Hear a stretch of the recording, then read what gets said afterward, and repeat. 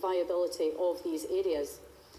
But as has already been highlighted today, it's not just these sectors directly that benefit from rural development funding, but our own local communities and local community groups through schemes such as LEADER. As I say, that's already been highlighted by a few other members today. Again, in my constituency, this funding amounted to £2.8 million for South Aberdeenshire for the current funding period and £2.7 million for Angus, and that excludes the extra monies that tend to be levered in on the back of that. Now, funds such as this have had a huge impact and continue to have a growing impact in our local communities, helping a huge variety of different projects. And there's one example that I'm particularly keen to highlight to members today, and it's one that's not actually quite in my constituency. I hope Graham Day doesn't mind me going into his territory in Angus South, because this is the point where we go from farming, fishing and forestry to rock.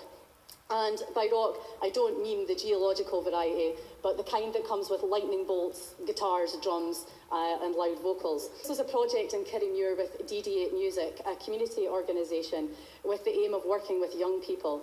Now, through LEADER, they were able to find premises, which they turned into a recording studio, providing them with a base and a completely new and exciting facility from which they've been able to build and build as an organisation. Now, DD8 Music now organises one of the main festivals in the northeast of Scotland, which I hope you've all heard of, Bonfest. Now, what is Bonfest? I might hear you cry. Bonfest is a celebration of Bon Scott, the legendary AC/DC vocalist who was from Kirriemuir in Angus, and which attracts rockers and fans, of which I am a huge one, from all over the world. Now, last year, this event attracted 5,000 visitors with an economic impact of £403,000. And I warmly extend an invitation to the Cabinet Secretary and any other interested members to Bonfest this year, which takes place from 28th to the 30th of April. But Angus LEADER in particular is looking at other innovative ways of working, including with Angus Council's crowdfunder platform.